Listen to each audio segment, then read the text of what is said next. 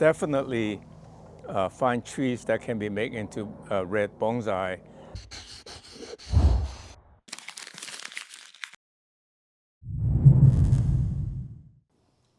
Hi, I'm miltonchang of Bonsaiheirloom. Before I go into my Q&A today, I would like to remind you to please click like if you think I'm informative, give me some encouragement and brownie points. And also please subscribe to our channel and write to our website to sign up for our announcements. And please tell a friend about our channel. I'd like to expand the bonsai heirloom community. So the first question is that I'd like you to carving a tree to see how to do that. I would do that, not right now, but actually to tell the truth that it's really easy to carve trees using actually a small chainsaw or using a grinding wheel to carve out the wood gradually. Yeah, I would do that one of these days, so please stay tuned. Can you make a jin that easy? You know, the way I did it is that I cut it and then I try to use the plier to peel off the bark. And it's really that easy during the summer months. You know, trees like birch really is a very soft wood. They will not last no matter what you do. So don't bother to make jins, but rather cut so that it forms a nice ring. But for most material, elm tree, especially like pomegranate, the wood is extremely hard so that they will not rot. And if you really want to be careful, you can paint it with lime sulfur. That would usually do it to preserve the wood, although generally it's not necessary. And I found that peeling is very easy during the active growth months, so that you can just peel it almost by hand. But winter time, you have to kind of polish it off, and maybe you can use electric tools to grind it off, grind the bark off, the brown bark off.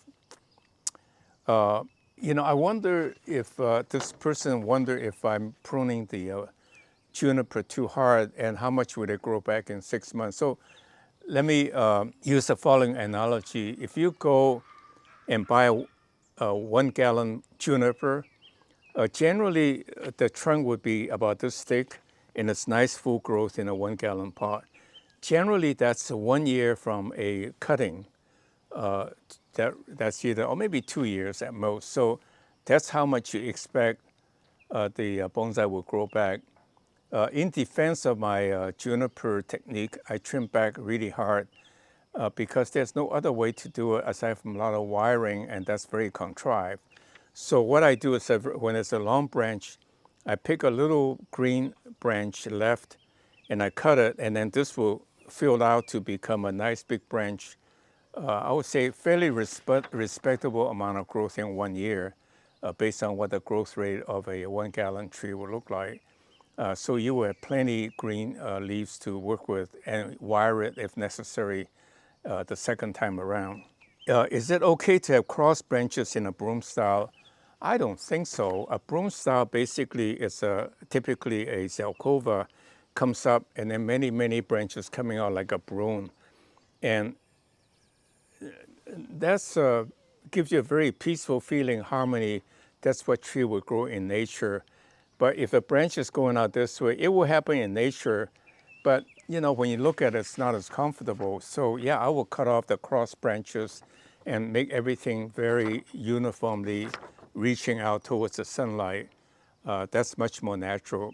In fact, it's more perfect than nature because nature will have cross branches.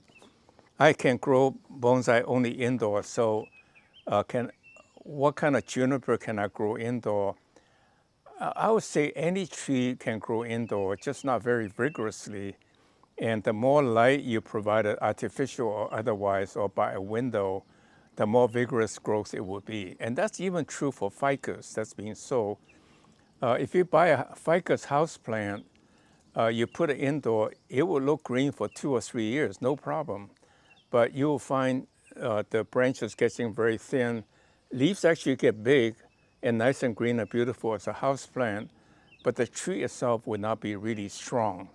So I advise you to rotate a couple of bonsai to put it in the house from time to time. But on the other hand, if you don't have outside space, then put it by a bright window and use very strong artificial grow light. That should work, but not very vigorously, but it would be good display, you know, it's okay. Alberta, Canada, when can I prune back? This person, Bruce, did not say what kind of tree, but generally trees can be pruned back at any time. If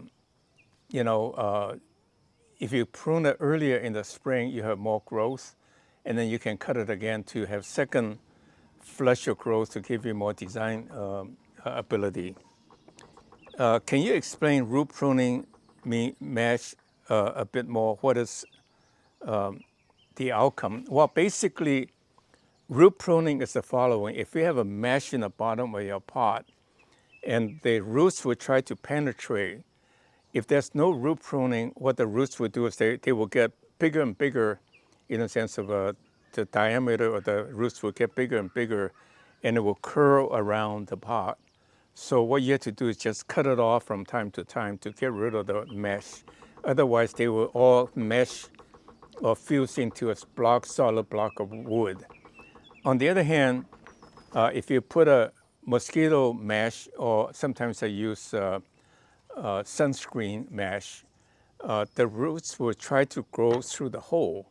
And as it goes through the hole, it gets essentially pruned because it could not, beyond a certain point, the mesh will limit its growth and break it essentially, or at least it will not healthy growth below. So that one up encourages fibrous roots to grow above the mesh, and that's a very healthy way to keep the roots not winding around. And some of my bonsai, especially like juniper and even elm, I haven't really repotted them for 5-10 years, and they're just fine. So I think the root pruning is a good one. And when you're ready to repot it, you can just take it out of the pot and literally just peel it or cut it above the mesh, and it comes right off, and just put it back and put some fresh soil underneath of it, you're good to go. Whereas, trying to comb out the mesh roots is really cumbersome. Okay, the last one is that I had rarely seen red maple bonsai, or for that matter, any bonsai material with red leaves throughout the year. Well, there's some pruners or flowering plum or flowering crabapple have red foliage, and in fact red flowers and red fruits.